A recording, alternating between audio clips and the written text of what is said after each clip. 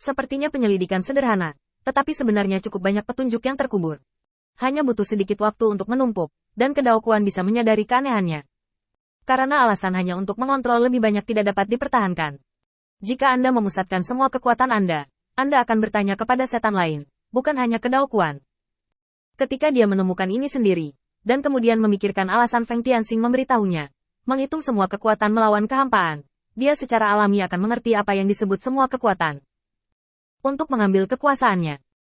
Adapun operasi setelah merebut kekuasaan, kecerdasan besar, lainnya diperlukan untuk menjelaskannya kepada Feng Tianxing. Dan orang ini sudah siap, tinggal menunggu Kedao Kuan bangun. Ketika Kedao Kuan kembali ke rumah, dia mengetahui secara tidak sengaja bahwa Keke sedang berkunjung. Meskipun Kedao Kuan tidak menyukai vas terkenal di keluarga ini, dia tidak keberatan menggunakannya untuk merayu mata. Lagi pula, cukup bagus untuk memenuhi syarat sebagai vas bunga. Kedao Kuan memasuki kamarnya, hanya melirik Keke, dan tidak bisa menahan perasaan emosi. Keke masih sangat cantik, setiap kali aku melihatnya, aku terkejut. Di masa lalu, bagi Keke, iblis yang lemah, pujian seperti itu sudah cukup membuatnya bahagia.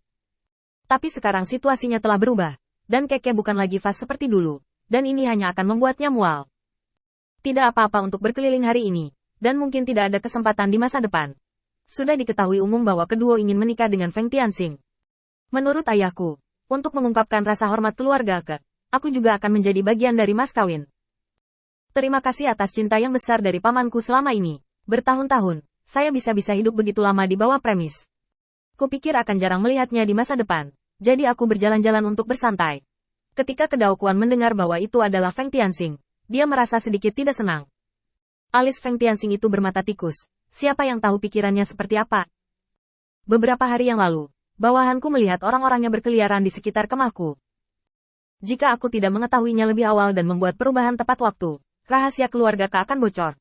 Saat dia berbicara, Kedao Kuan duduk di samping Keke. Tidak melihat siapapun di sekitarnya, dia dengan lembut meremas tangan Keke. Keke tidak mengelak seperti sebelumnya, yang membuat Kedan Kuan sangat berguna. Melihat pemikiran cermat Kedan Kuan, Keke melanjutkan. Faktanya, tidak ada seorang pun di keluarga yang tahu bahwa mereka semua mengandalkanmu untuk menjaga.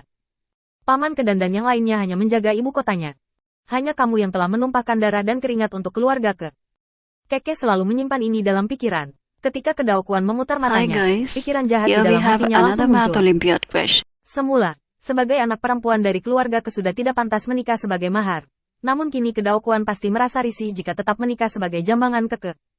Karena menurutnya, vas yang begitu penting paling baik digunakan untuk memenangkan orang yang lebih penting. Adapun anak Feng Tianxing itu, sudah kemampuannya untuk menikahkan Kedo. Jika Keke lain diculik, akan sulit bagi keluarga di masa depan. Apakah ayahmu benar-benar memutuskan itu? Keke nodded helplessly. Ya. Kedao Kuan suddenly sneered. Bai telah mengambil keuntungan dari bocah Feng Tianxing itu, dan itu telah merusak reputasi keluarga Keku. Keke, keluarga telah membesarkanmu begitu lama. Aku mengerti niatmu ketika kamu membalas kebaikanmu dan menikah. Tapi masalah ini tidak bisa diputuskan seperti ini. Kamu tidak bisa keluar sebagai mahar dengan tubuh yang tidak bersalah. Jika tidak, wajah masa depan keluarga saya tidak akan memiliki tempat untuk meletakkannya. Setelah mengatakan semua ini, Keke secara alami memahami pemikiran kecil Kedao Kuan. Paman Dao Kuan, apa yang kamu katakan? Saya datang ke sini hari ini untuk mengingatkan Anda bahwa ayah Kechan dan Kedan bersekongkol melawan Anda. Saya datang ke sini untuk memberitahu Anda, Paman Kedao Kuan, hidup dan matimu adalah saat berpikir, dan kamu tidak memegang kendali. Kedao Kuan tampak bingung. Bagaimana ini mungkin? Saya bertanggung jawab atas kekuatan terpenting keluarga dan saya telah mencapai hasil yang luar biasa. Bahkan jika saya ingin menggantikan saya harus menemukan penerus yang cocok. Apakah Kedan dan Kechan sudah ditemukan? Seharusnya tidak demikian. Mengapa kakak laki-laki tertua dan kakak laki-laki kedua memperlakukan saya dengan buruk? Keke berdiri tegak seolah sedang melihat orang bodoh.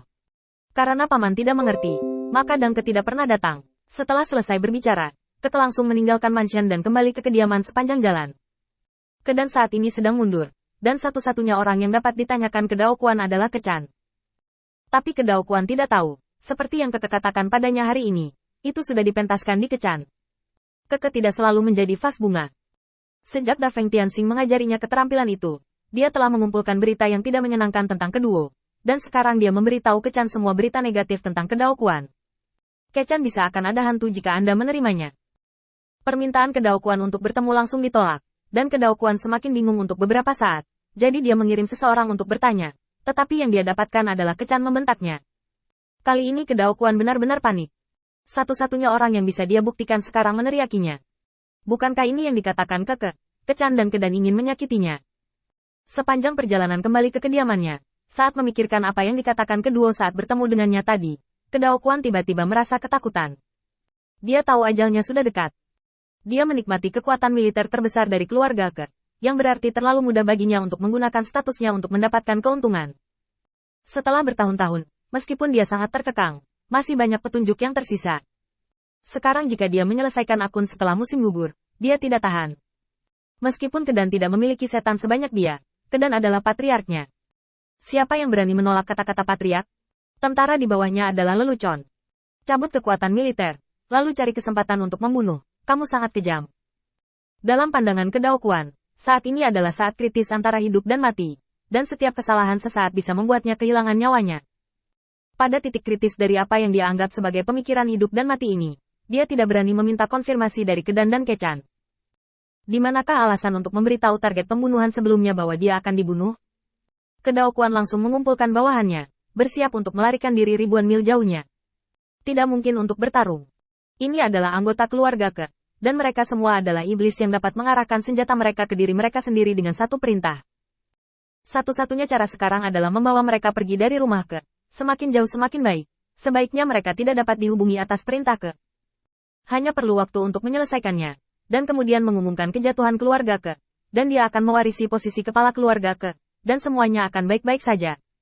Pikiran Kedao Kuan benar-benar naif, tapi dia tidak bisa disalahkan untuk ini. Sebagai anggota klan iblis, sudah terpuji untuk dapat memilih melarikan diri setelah mengetahui dengan jelas bahwa dia tidak dapat dikalahkan.